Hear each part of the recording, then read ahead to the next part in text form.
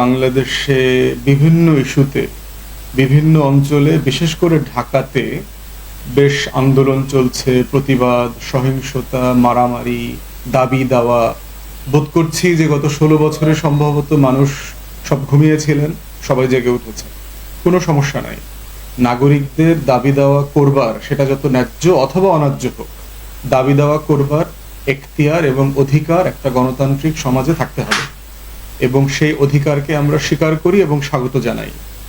বাংলাদেশে গত 16 বছরের যে ফ্যাসিবাদী আওয়ামী বাকশালী শাসন কায়েম ছিল, সেখানে আমরা দেখেছি যে কিভাবে এই রাষ্ট্র থেকে দাবি দেওয়ার অধিকারের আন্দোলনগুলো করবার একদম মানে যে চরিত্র ছিল, যে কালচার ছিল, সেটা একেবারে নিভে গেছে।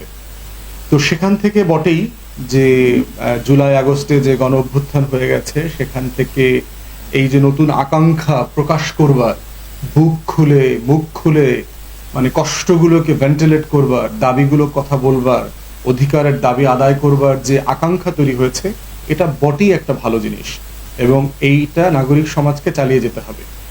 এটার সাথে আরেকটা বিষয় যেটা যোগ করতে হবে, সেটা হচ্ছে যে যারা দাবি দাওয়া করছেন তাদেরকে একটা জিনিস মাথায় রাখতে হবে যে রাষ্ট্রের একটা দাবি কতক্ষণ, কতদিন অথবা কত ঘন্টার মধ্যে মেনে নেওয়া সম্ভব, সেই জায়গাটা যেন আমরা ভুলে না যাই।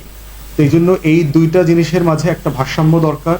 আবার দাবি আদায় করবার ক্ষেত্রে যারা দাবির সাথে সংশ্লিষ্ট না, এমন সাধারণ মানুষ, পথিক, অসুস্থ মানুষ, রোগী, তাদেরকে যেন কষ্ট আমরা না দেই, সেই জিনিসটা মাথায় রাখা জরুরি। আজকে পার্টিকুলারলি দেখেন যে রবিবার রাত থেকে আমরা দেখতে পাচ্ছি যে অহিংস গণ অভ্যুত্থান বাংলাদেশ নামে একটা ভুইফোর সংগঠন অথবা একটা প্ল্যাটফর্ম, তারা লিফলেট দিয়েছে যে সারা ঢাকার আর আশেপাশে এবং গরিব মানুষগুলোকে যে ঢাকাতে শাহবাগে যদি আজকে আসা হয় 25 তারিখে, তারা রাষ্ট্রের কাছে দাবি তুলবে যে 50,000, 1 লাখ টাকা থেকে শুরু করে 1 কোটি টাকা পর্যন্ত তাদেরকে যেন ঋণ দেওয়া হয় বিনা সুদে, যেই টাকা তারা আস্তে আস্তে শোধ করবেন। এবং অনেককে মৌখিকভাবে বলা হয়েছে যে আসলে টাকাটা দেয়া হবে। এবং আমরা দেখলাম যে সাংবাদিকরা সোফার যেটা বলেছে যে ঢাকা শহরের বস্তিতে থাকেন নিম্নবিত্তের অনেক সাধারণ মানুষরা বাসে করে, আপনার ছোট মাইক্রোবাসে করে শাহবাগে জড়ো হয়েছেন। মানিকগঞ্জ জেলার বিভিন্ন অঞ্চল থেকে শুরু করে বিভিন্ন জেলার বিভিন্ন উপজেলা থেকে, প্রত্যন্ত অঞ্চল থেকে শত শত মানুষ এসছেন গত রাত থেকে আজকে সকাল পর্যন্ত। এবং আমরা দেখতে পাচ্ছি যে অধিকাংশ মানুষই আসলে কাউকে চেনেন না, পথ চেনেন না, জানেন না। বাসের ড্রাইভারকে বলে দেওয়া হয়েছে যে ওনাদেরকে নিয়ে শাহবাগে নামিয়ে দেবেন। এবং শাহবাগে ওনারা কেন আসছেন, এই মানুষগুলোকে যখন জিজ্ঞেস করা হয়েছে, তারা বলছে যে আমাদেরকে বলা হয়েছে যে সরকার, ইউনূসের সরকার নাকি বিনা সুদে 50,000, 1 লাখ, 2 লাখ টাকা 1 বছরের জন্য কর্জ দেবে, যেটা আমরা আস্তে আস্তে ধীরে সুস্থে পরিশোধ করতে পারবো।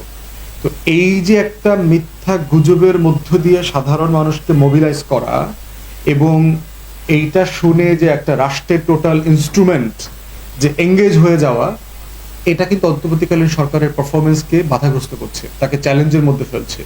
কিন্তু এই সরকারকে আবার বিকালের সন্ধ্যায় আমরা সমালোচনা করছি, তার পারফরমেন্স কেন ভালো না, আইন শৃঙ্খলার অবস্থা কি, এটা সেটা। প্রশ্ন হচ্ছে এই লিফলেটটা ছড়াছড়ি হচ্ছে তো গতকালকে থেকে না। আমাদের গোয়েন্দা সংস্থা কোথায়? আমাদের এসবি, ডিবি, আমাদের এনএসআই, ডিজিএফআই, তাদের গত 16 বছরের যে পারফরমেন্স দেখলাম, গুম, খুন, মানবাধিকার লঙ্ঘন, আয়নাঘর, হাজার হাজার দেশের নাগরিককে হত্যা করা, হারায় দেওয়া, গণকবর দেওয়া, এই পুলিশ, আইন শৃঙ্খলা বাহিনীরা এখন কোথায়? তাদের পারফরমেন্স কোথায়? তাদের গোয়েন্দা সংস্থা কেন এই রিপোর্টটা দেওয়া হয় নাই?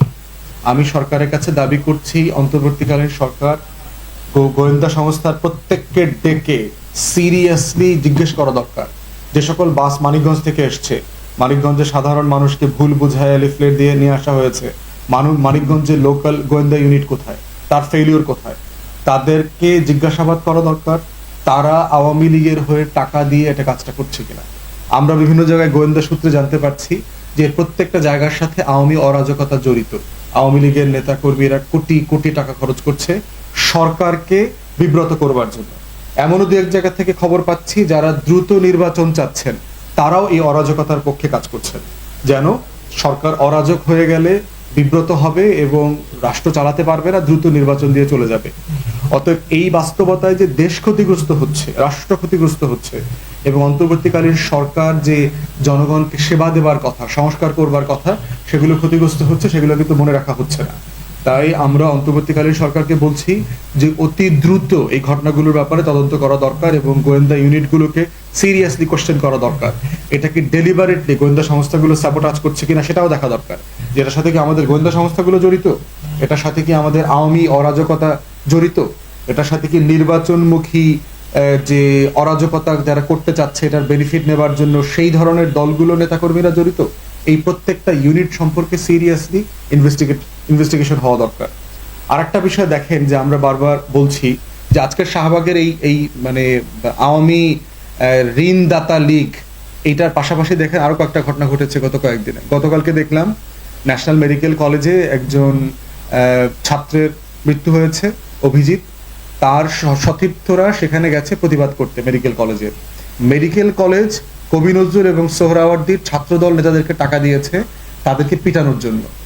তো এই প্রতিবাদকারী ছাত্রদেরকে পিটানোর পরে ঢাকার অন্যান্য 30-35টা কলেজ, জাতীয় বিশ্ববিদ্যালয়ের কলেজের ছেলেমেয়েরা গিয়ে পরে কবি নজরুল এবং সোহরাওয়ার্দীতে ওই ছাত্রদলের নেতা এবং তাদেরকে যারা এর আগে পিটিয়েছে তাদের উপর মারধর করেছে এবং কলেজ বিল্ডিং ভেঙে চুরে দিয়ে আসছে।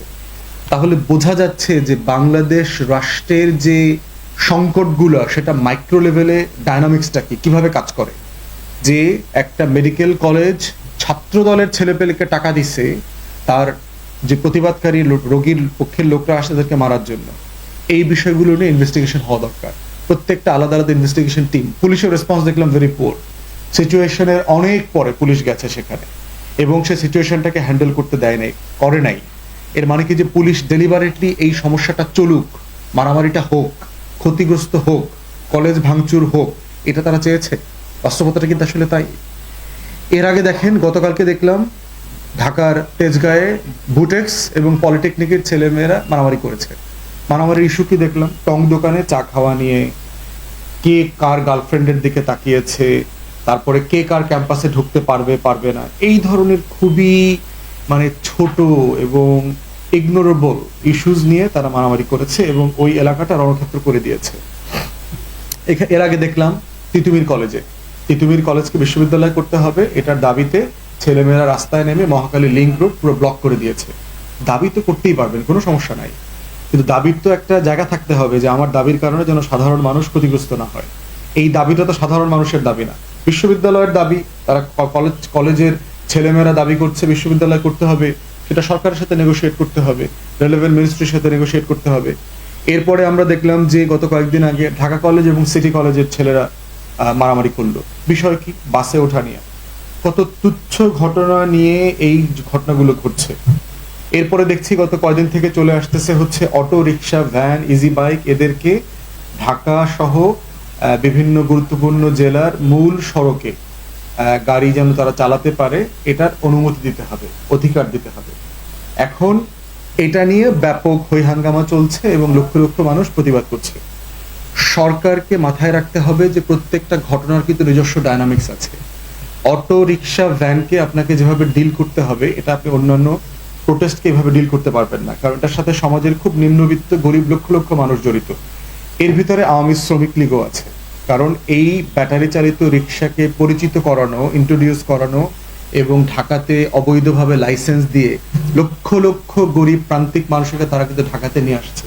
তার একটা রুটি রুজির আয়োজন হয়ে গেছে এটাকে দিয়ে। অতএব সাডেনলি রুটি রুজিতে আঘাত করলে কিন্তু মানুষ জীবন দিতে পারে। অতএব এই এক্সট্রিম ফেনোমেনাটা মাথায় রাখতে হবে। তাদেরকে কিভাবে হ্যান্ডেল করবেন, এখানে স্যাবোটাজও আছে, জেনুইন আর্থিক সংকটের জায়গা আছে। অতএব পুনর্বাসন প্রকল্পের মধ্য দিয়ে একটা নেগোশিয়েটেড সেটেলমেন্টের দিকে যেতে হবে। আলোচনা, কথাবার্তা এবং রোড সেফটি বিষয়গুলো নিয়ে তাদের সাথে আলোচনা করতে হবে যে আমাদের রিক্সা টোটাল বিষয়টা ওভারহলিং করা দরকার।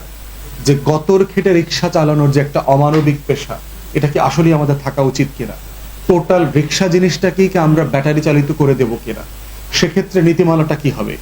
এই ধরনের রিক্সা ব্যাটারি চালিত করলে রিক্সার যে চাকা আছে এই ব্যাটারির গতিটা ওই চাকাটা নিতে পারবে কিনা?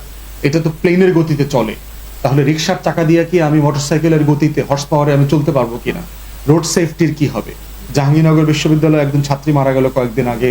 ঢাকা সহ বিভিন্ন জায়গায় আমরা দেখেছি যে এত জোরে রিক্সাটা চলছে ব্যাটারির, যে প্যাসেঞ্জার গাড়ি থেকে পড়ে গেছে, রিক্সা থেকে পড়ে গেছে এবং পরবর্তীতে সে মারা গেছে। অতএব তার রোড সেফটি কিভাবে নিয়ন্ত্রণ করা যায়, এটা একটা পলিসি ডিসকাশন আমাদের দরকার রাষ্ট্রে, এবং প্রয়োজন একটা কমিশন করে দেন যোগাযোগ মন্ত্রণালয়ের পক্ষ থেকে, সড়ক মন্ত্রণালয়ের পক্ষ থেকে। সেখানে রিক্সাওয়ালাদের প্রতিনিধি, অটো রিক্সাদের প্রতিনিধি, ইজি বাইকের প্রতিনিধি, যারা রোডের সেফটি এক্সপার্ট আছেন, যাত্রী কল্যাণ সমিতির প্রতিনিধি, বুয়েটে যারা এটা নিয়ে গবেষণা করেন রোড সেফটি নিয়ে, সেই রোড সেফটি ফাউন্ডেশনের প্রতিনিধি, সবাইকে নিয়ে একটা সমঝোতার ভিত্তিতে এটাকে সিদ্ধান্ত নেওয়া দরকার। হুটহাট করে কালকে পলিথিন বন্ধ, 3 দিনের ভিতরে অটোরিকশা বন্ধ, এই ধরনের আউটরাইট, পরশুদিন থেকে সেন্ট মার্টিনে যাওয়া যাবে না, রেজিস্ট্রেশন করতে হবে, রাতে থাকা যাবে না, পার্বত্য চট্টগ্রামের সব ইটের ভাটা বন্ধ, মানে এই কাজগুলো ভালো কাজ করতে হবে রাষ্ট্রকে, কিন্তু পদ্ধতিটা রং। অন্তর্বর্তীকালীন সরকারকে এটা বুঝতে হবে। এটা হলো গভর্নেন্সের ব্যাপার। লক্ষ লক্ষ কোটি কোটি মানুষের রুটি রুজি যেখানে জড়িয়ে গেছে, তাকে বিকল্প হাজির না করে, তাকে যদি একটা ট্রান্সফরমেশনের সময় না দেন, ট্রানজিশন প্রসেস না দেন, এবং সেই ট্রানজিশন প্রসেসে রাষ্ট্রকে এঙ্গেজ হইতে হবে, ইনভলভ হইতে হবে। শুধু মুখে বলে দিলে হবে না যে আগামী বছর 30 তারিখ থেকে এটা চলবে না। এটা কিভাবে চলবে না সেটার একটা রোড ম্যাপ রাষ্ট্রকে তৈরি করতে হবে প্রত্যেকটা মিনিস্ট্রির। তো সেখান থেকে আমরা বলছি যে অটো রিকশার জায়গাটাকে অ্যাড্রেস করতে হবে অত্যন্ত সেন্সিটিভলি, কারণ তারা এই সমাজের প্রান্তিক জনগোষ্ঠী। এই জনগোষ্ঠী কিন্তু টিসিবি ট্রাকের পিছনে লাইন ধরে গিয়ে খাবার কেনে। অতএব বুঝতে হবে যে কোন জনগোষ্ঠীকে আপনি ডিল করছেন। তাদের রুটি রুজি এবং রোড সেফটি, নিরাপত্তা, টোটাল একটা সামগ্রিক জায়গা থেকে আমাদেরকে এই বিষয়গুলো দেখা দরকার। সবগুলো মিলিয়ে আর একটা বিষয় হচ্ছে, হাসপাতালগুলোতে রোগী মারা গেলে রোগীর করণীয় কি। যদি কেউ মনে করে থাকেন যে হাসপাতালে নেগলিজেন্স হচ্ছে, ডিউটি অফ কেয়ার হচ্ছে, অবহেলাজনিত কারণে মারা গেছে, করণীয় কি, এটা নিয়ে কিন্তু রোগীদেরকে এবং হাসপাতাল কর্তৃপক্ষকে ট্রেন করা দরকার। একটা বডি করা যেতে পারে যে নেগলিজেন্স রিলেটেড যত হাসপাতালের নেগলিজেন্স রিলেটেড ইস্যু থাকবে, সেটা এই বডিটা ডিল করবে। তার অভিযোগ, তার প্রসেস, প্রসিকিউশন। বাংলাদেশে মেডিকেল নেগলিজেন্স খুব ভালো ডেভেলপ করে নাই। আমরা যারা বাইরে ল করেছি, মেডিকেল নেগলিজেন্স কিন্তু হাইলি সফিস্টিকেটেড একটা পেশা এবং একটা লিগ্যাল জায়গা ডেভেলপ করেছে। আলাদা মেডিকেল নেগলিজেন্সের ট্রাইব্যুনাল আছে। তো সেখানে আমার মনে হয় যে মেডিকেল নেগলিজেন্সের ল, রেগুলেটরি বডি, কমপ্লেন প্রসিজিওর, অভিযোগ কিভাবে করতে হবে, পেশেন্টদেরকে, রোগীদেরকে ট্রেন করা, তারপরে হচ্ছে ডাক্তারদেরকে ট্রেন করা যে আপনার যদি অভিযোগ থাকে, এই অভিযোগনামা আপনি দয়া করে এখানে দেন। হাসপাতালের একটা নিজস্ব অভিযোগ প্রসেস করবার সেল থাকতে হবে প্রত্যেক হাসপাতালে, ডায়াগনস্টিক সেন্টারে, এবং এটার একটা ইন্ডিপেন্ডেন্ট বডি থাকতে হবে, প্রসিকিউশন টিম থাকতে হবে এই বিষয়টা ডিল করবার জন্য। তো সেই জায়গাতে প্রত্যেকটা হাসপাতালে কয়েকদিন পর পরই আমরা এই ঘটনাগুলো দেখছি। অতএব এটাকে স্পর্শগত জায়গা থেকে, যেহেতু জীবনের প্রশ্ন, মৃত্যুর প্রশ্ন, সেটাকে সামনে রেখে এটাকে অ্যাড্রেস করতে হবে। এরপরে দেখেন যে এই যে কলেজ বিশ্ববিদ্যালয়গুলোর যে টেকনিক্যাল টেনশনগুলো আছে, আমরা বোধ করছি স্কুল কলেজ থেকে, বিশ্ববিদ্যালয় থেকে নাগরিকদেরকে ডিসপিউট রেজলিউশন শিখাইতে হবে। বিরোধ মীমাংসাটা কিভাবে হতে পারে। মানুষের সমাজে মতের অমিল থাকবে, বিরোধ হবে, কিন্তু এটা যেন সংঘর্ষে রূপান্তরিত না হয়। এই সেটেলমেন্টের ট্রেনিং দরকার আমাদের স্কুল কলেজে। আমাদের প্রত্যেকটা ইউনিয়ন পরিষদের সেল করা দরকার। আমাদের প্রত্যেকটা স্কুল কলেজ বিশ্ববিদ্যালয়ে থরলি এই সেটআপটা চেঞ্জ করা দরকার। এটা ট্রেনিং মডিউল থাকতে হবে, কোর্স থাকতে হবে যে ডিসপিউট রেজলিউশন কিভাবে হবে। এই কলেজের সাথে এই কলেজের মারামারি, এগুলো ছোটবেলা থেকে আমরা দেখে আসছি, কিন্তু এটাকে রাষ্ট্র অ্যাড্রেস করতে হবে সাম রিজন, যে এটা বারবার কেন হচ্ছে, বারবার কেন হবে।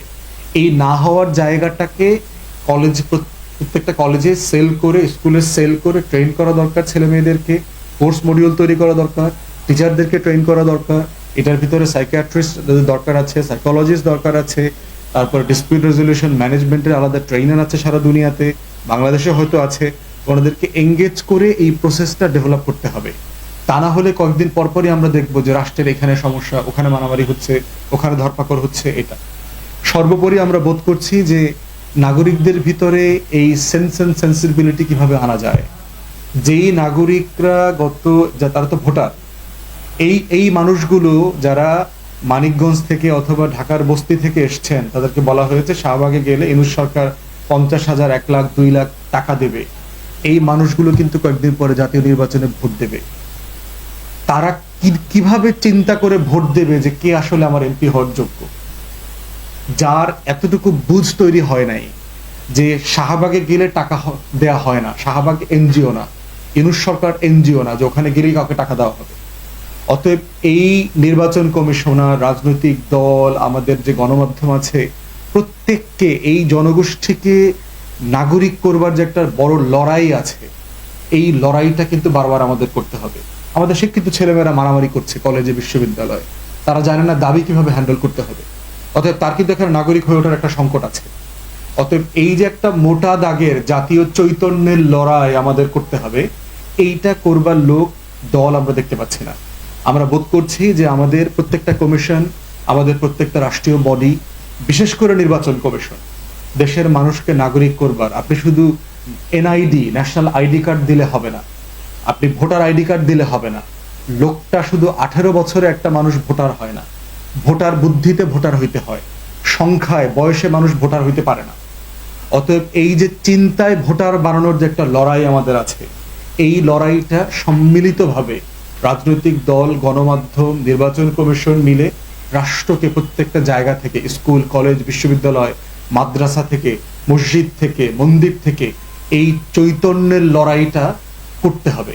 এবং সেটা না করতে পারলে কয়েকদিন পরপরই আমরা দেখব এই ধরনের মানে অর্বাচীন, অবান্তর ঘটনাগুলো ঘটবে, যেগুলো কোনো কমন সেন্স দিয়ে মেলাতে পারবেন না। কারণ এটাই হচ্ছে আমার সোনার বাংলাদেশ। অতএব এই বাংলাদেশকে বদলে দেবার লড়াইটা সবাই মিলে লড়তে হবে।